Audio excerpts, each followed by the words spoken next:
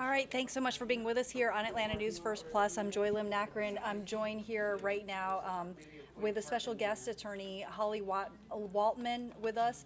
And I want to show you our live image. We have kept this live image up for you as you watch this stream of the Fulton County Jail.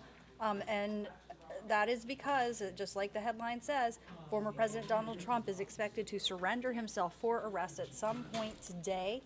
And it's something that we've got team coverage on.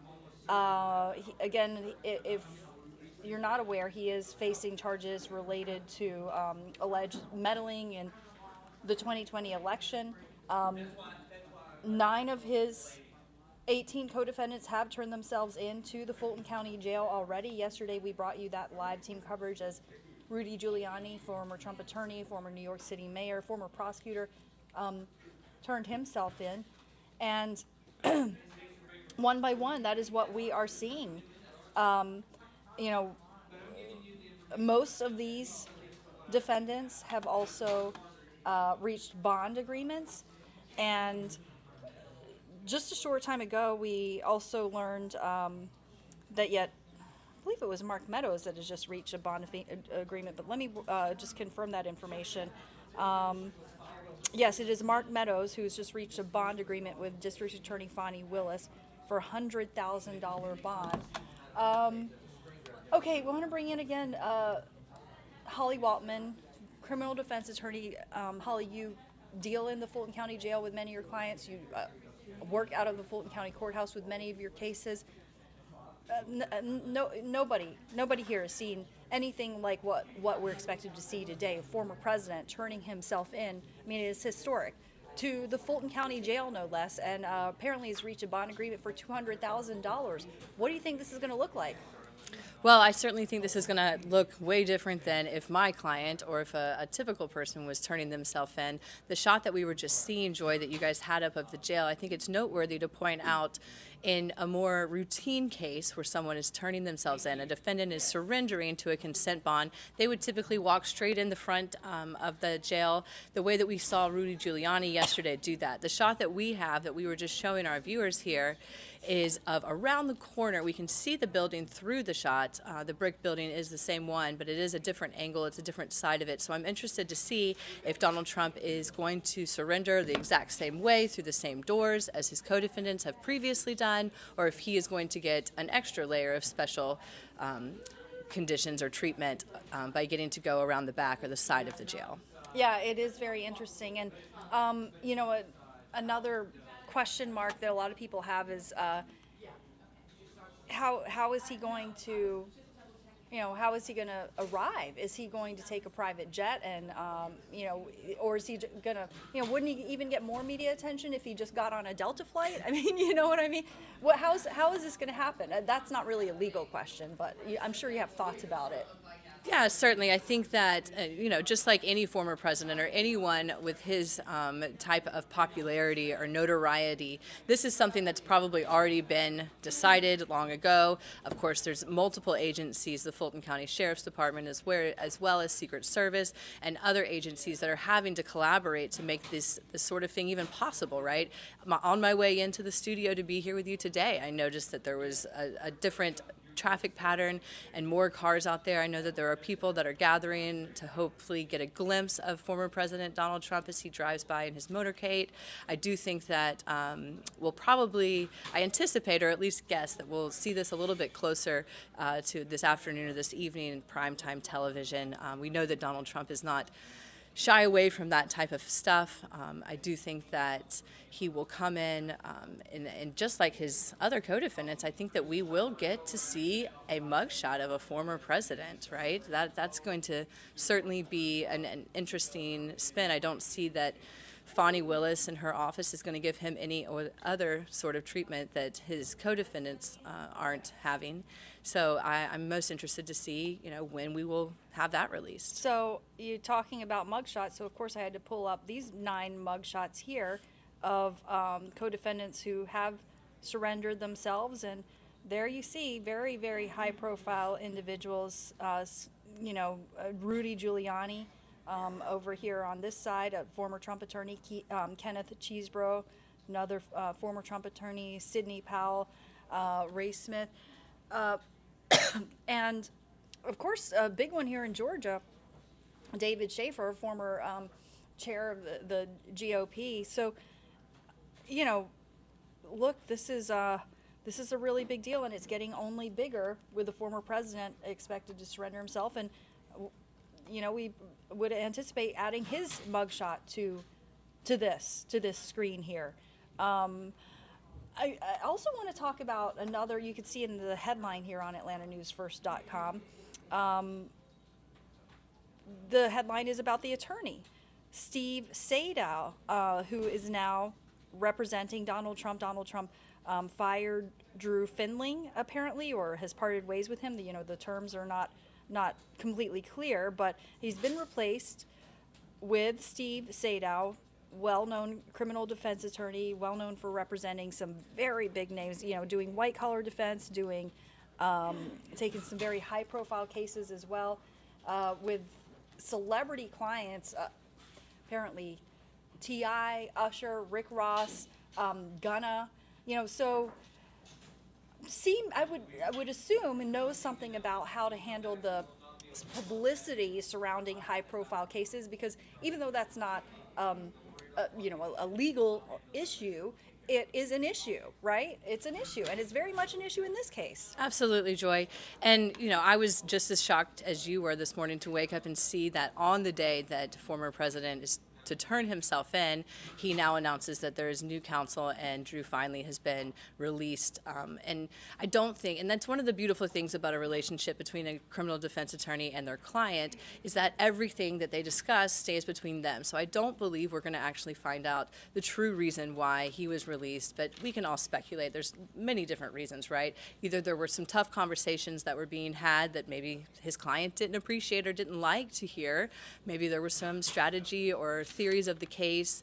Maybe there was a financial reason why change of counsel, but I certainly don't believe that this was the plan, right? To hire somebody and then the day that you're to turn yourself in and receive your mugshot and your booking and all of that stuff was to happen. I don't think that this was the original plan to switch counsels this late in the game. And I do want to point out, thanks to my colleague Tim Darnell, just passed me a note saying he was able to learn that Jennifer Little appears to remain on Trump's team as an attorney.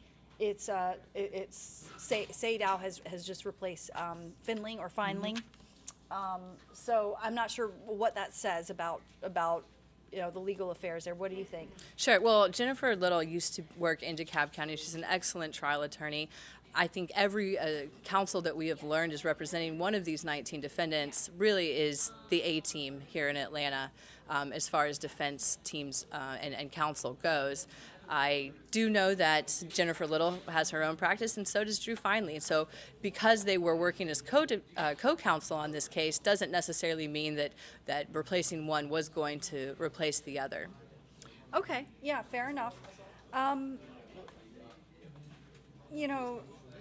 Something else that we've just been discussing is the fact that these defendants have all gotten bond, and typically, with RICO cases, we talked a little bit about this earlier this week.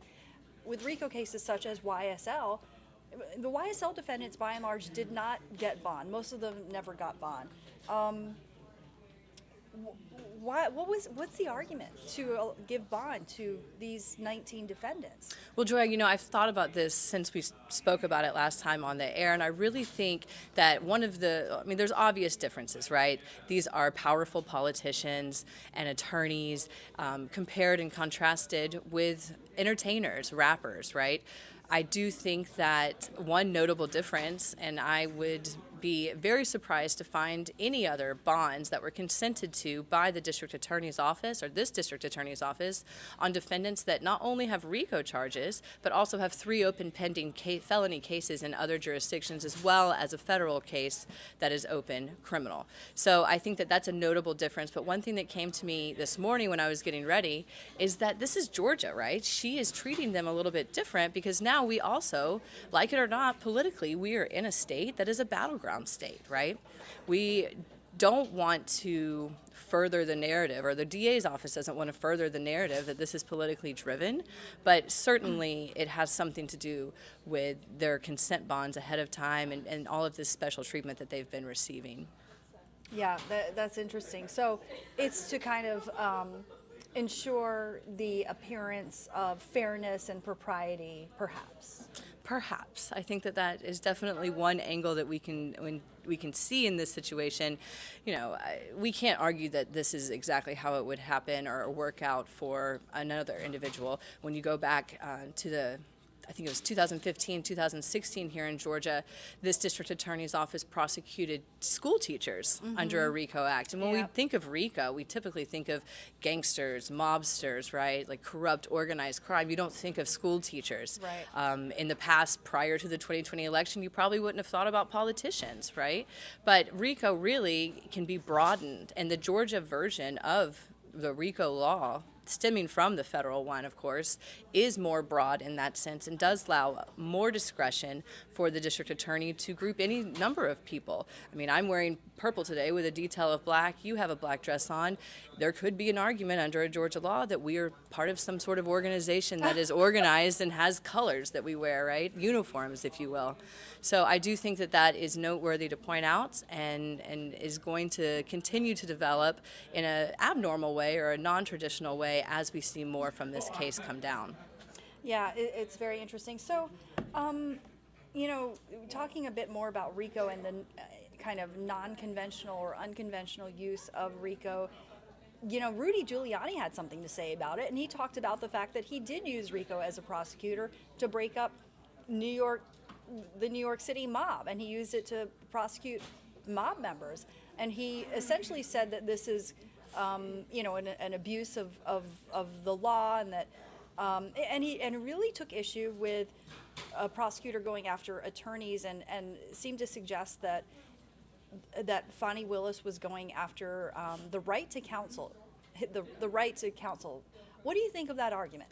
So it's definitely a colorful one. It's definitely one that's not made very often because we oftentimes don't see attorneys get grouped in with their clients. But RICO does just that. It allows for people that are at the top of the pyramid, if you will, to not just commit crimes and then let fall people that are lower or below them kind of take the heat for that.